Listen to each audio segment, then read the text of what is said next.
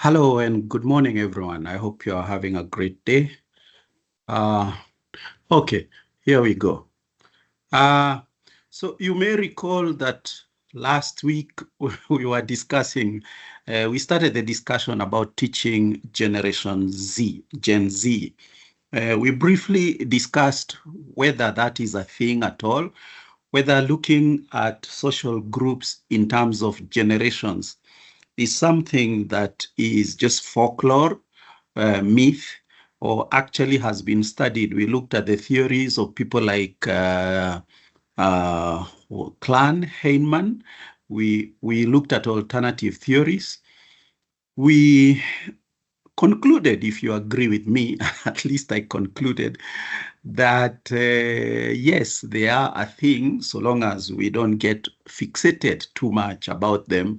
And so long as we accept that there are other ways in which people make decisions, they're not just affected by their particular social grouping and experience. We looked at an example of Gen Z behavior last week, which was mukbang, which perhaps is very strange to those of you who are a bit far from that generation, me included. But then we wanted to see whether that can have some advantages in the way we teach and learn. I hope you liked that session. If you didn't manage to attend, please ask for a recording. Today, we want to see one other case, the case of ASMR. Let me switch off my video to make this a bit lighter. Okay. So ASMR is autonomous sensory meridian response. That's the full name. Autonomous sensory meridian response. So it's a phenomenon. It's online right now. If you check ASMR or if you ask, some of your students may actually be a bit shocked that you're talking about ASMR. They are very familiar with this. It's very new, but it has gained a lot of popularity. If you go to YouTube, you go to TikTok, you go to WhatsApp, and so on, there are people posting on their status updates on WhatsApp ASMR. Autonomous sensory meridian response. The idea that if you listen to certain sounds or watch certain videos or go through certain experiences, you might have a certain tingling sensation, a certain excitement that is generated, a physical response, of course, a tingling that begins from the top of your scalp and goes down your spine. uh, but it's not just tingling. There is also a feeling of relaxation, euphoria, happiness. Your anxieties disappear just because of listening or watching something. This is what they mean by ASMR. It's very, very new as a viral phenomenon, and it's with the Gen Zs. Is there science behind it? Not yet. We are waiting. I have done a lot of search. Please do the same for me. Um, Find out whether there are any studies. I can hardly find any. I found one paper, however, which I'll tell you about at the end. These are some of the YouTube videos I've been watching on ASMR and wondering what the heck is this and what these Gen Zs are going to show us quite a bit, not just demonstrations. They're going to show us quite a bit. Let me give you some examples of ASMR. Going to be pressing these buttons, and I want you to tell me when a light lights up on this keypad, okay? Very good.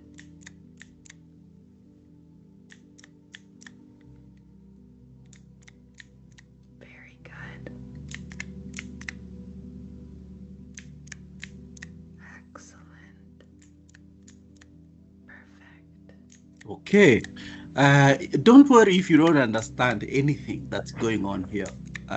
Nobody does, okay, until we call the Gen Zs and ask them Very what good. are Now they we're going doing to do here. it on Okay. one more of our Let devices. me show you a different one.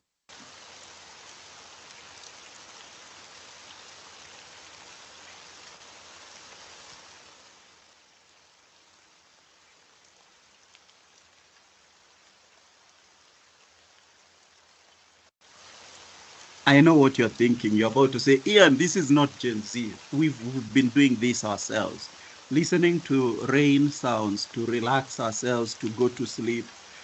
I have been doing this myself. I think some of you are already familiar with this. It's very relaxing.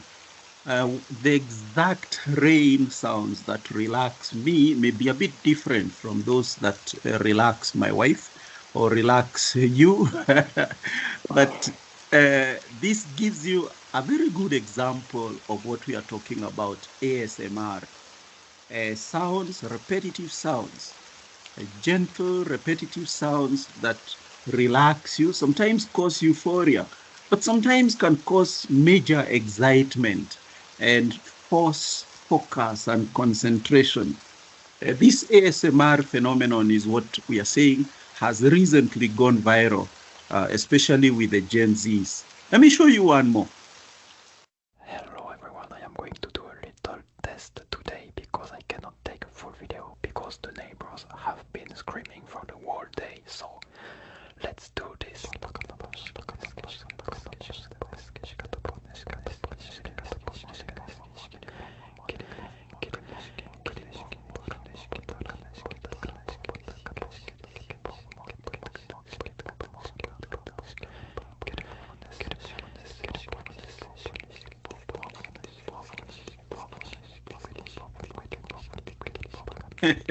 So that tingly sensation some people get when they are listening to this is very, very typical ASMR.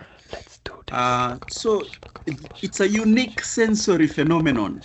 Of course, it was always there. There is nothing that the Gen Zs have invented or discovered. This has always been around, except that it didn't go viral as a social phenomenon, pushed, of course, by the internet and social media. There are people who just listening to this get extreme feelings of euphoria or just relaxation. But there are also many people who are reporting tingling sensations. As I told you, a certain type of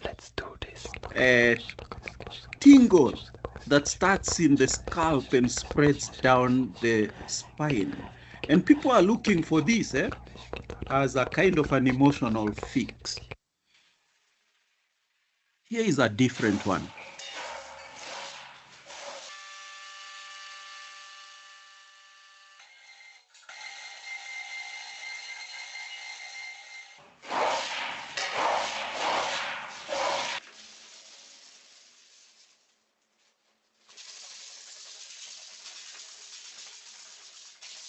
And you'll tell me why. He's just cleaning a rag. Now, if you're just cleaning a rag, and what do you mean? This is ASMR. Is he going to explain the cleaning of the rag? No. The person watching this might be actually be doing something totally different, or thinking something different, or just trying to relax. Visuals themselves, not just the sounds, visuals seem to have a certain type of ASMR effect. Now, this one is becoming extremely popular. I think this particular video had more than 1 million views.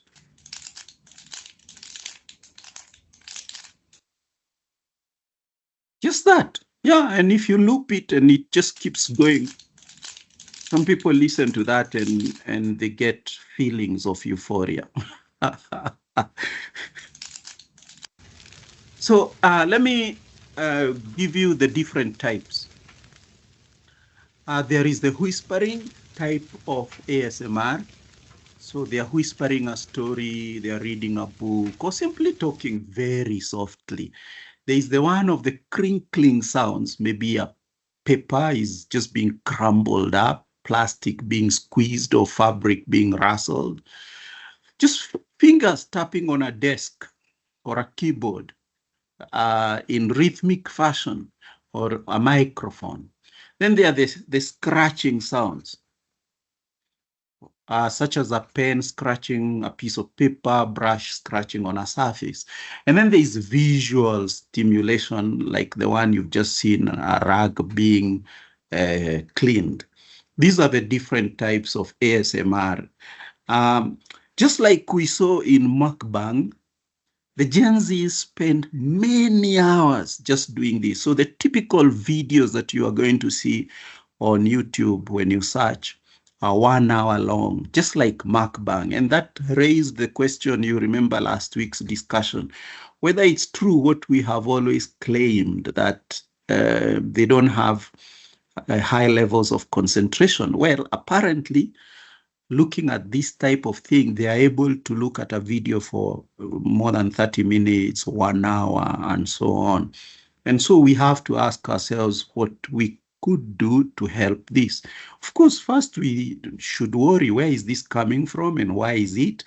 Could it be that because they are digital natives, these are some of the evolutions of the mind that human beings are going through, that certain types of behavior online are generating emotional responses such as ASMR, whether good or bad. And then we have to also ask ourselves about the benefits. And I have listed the 4 that I could find. One, stress relief. I've tried that out myself, and for certain types of ASMR, absolutely true, they can reduce anxiety and levels of stress. For that reason, they are extremely useful, obviously, for mental health, for well-being, okay? And perhaps we need to find ways of incorporating this professionally in what we do, whether in the office, whether in the classroom. Improved sleep, like in the case of the sounds of rain, that also I have tried many times and it works. Just putting rain sounds in the background as you fall asleep seems to work on days when you couldn't fall asleep. But different people have different responses apparently to the same stimuli. That worries me from a scientific point of view.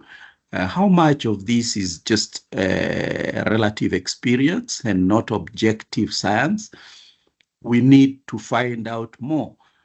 Pain management, yes, I've seen a few reports of that ASMR relieves chronic pain. Certain videos, if you look at the YouTube videos and read the comments below, you'll see that certain videos seem to have a large audience of people who suffer chronic headaches and so on, other types of pain. And they seem to be using ASMR to relieve chronic pain. And this is the strange one. Number 4, increased focus. Okay. I don't know whether you notice what I've just done here. I'm experimenting with you, and you can tell me whether, because I'm doing ASMR there on the right side of your screen, something is going on there, and I'm discussing the topic here, totally different from what you're watching. Apparently, this is why it's so strange, this ASMR, this Gen Z stuff. What I'm telling you and what the guy is doing there have no connection. But apparently, it seems to improve concentration, especially among Gen Zs. And therefore, I have to ask myself whether I should put this in my slides in class. So here we are. The 3 main advantages that we are sure of when it comes to ASMR. But this is in general. Exactly how specifically we must apply this, I'm not too sure yet. The calming effects. Using ASMR as background during study sessions can calm anxiety.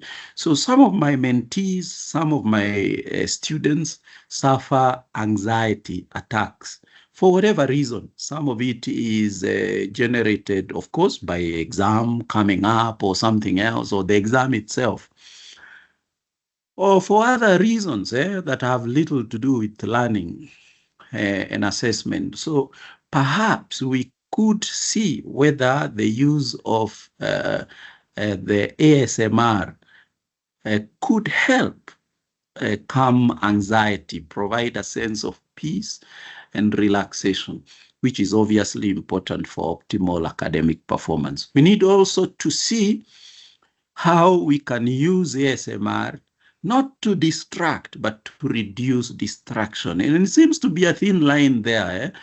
How are we going to help our students enhance focus? If these videos make them focus for an hour, and if I can play something just right there at the bottom of my screen on the left, and it helps your focus, and it doesn't distract you, but it works, then of course, this is very useful for teaching and learning. Then there is the brain breaks. So I could just give a 1 minute break on a slide. And that slide is in between some very tough things I was discussing with my students. But it has ASMR video. And that's the 1 minute break or 3 minute break. And they just watch that, and they can also do other things, stand up and stretch. But what's on the screen is some ASMR video. These seem to be the obvious uses of ASMR as of now, as I speak to you. It could emerge as a very powerful tool for enhancing students' experience, their well-being, even mental well-being and performance. But I have to add here that it seems to me from the outset, even as we begin to study this new phenomenon, that this could be useful for anybody, not just students, for myself, for yourself, for family, for the work and office environment. So I'll send you these 3 papers. The first one seems to be groundbreaking. Well, not exactly. It's not a very well written. Okay, I'll not say that. But do read these 3. The last one is not a scientific paper. It's just a blog. But the first 2 seem to be quite good. The second one is also a blog, but it's well written. I wonder what you think about this. So again, I'm putting ASMR right there at the bottom as I speak to you. Gen Z have their own culture. And this is what we've been looking at the last 2 weeks. With these 2 illustrations, mukbang and ASMR, we are only beginning to scratch the surface on the possibilities of that these people are going to afford to us for their own benefit, for our own benefit, and for the future. Thank you. Comments, questions? The floor is yours now.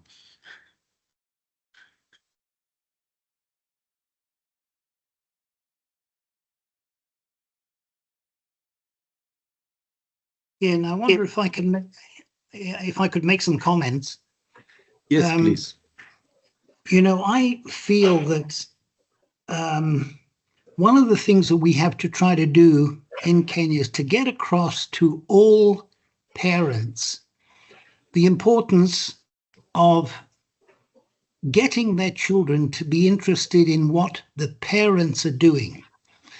You know, in Strathmore School, I remember there was a boys and fathers club trip to Ngong Hills. This was one of the early ones. And at the top of the hills, a lot of the fathers pulled out bottles of whiskey in a hip glass and started drinking. And, you know, and drinking is an incredible problem among Strathmore School boys and probably with others as well. And, you know, I think we don't understand how important it is that parents, number one, talk about what they do at work. I remember I asked a girl, you know, your father works in KRA in the forensic department in Machakos. What does he do? She had no idea. And, you know, I compare that with James Reggae. James Reggae, you know, he's a very, very open man. He's an incredible model, I think, to many, many people. and he his daughters, well, one of them said, look, Dad, the man I want to marry has got to be like you. And I think that's the greatest compliment a young lady can give to the father. But you see, many fathers don't understand they are vitally important in the education, especially of their daughters. And they've got to tell them, look, hey, you don't sleep around. Why? Because you're going to become pregnant. This is a major problem in Kenya, and none of us speak about it even.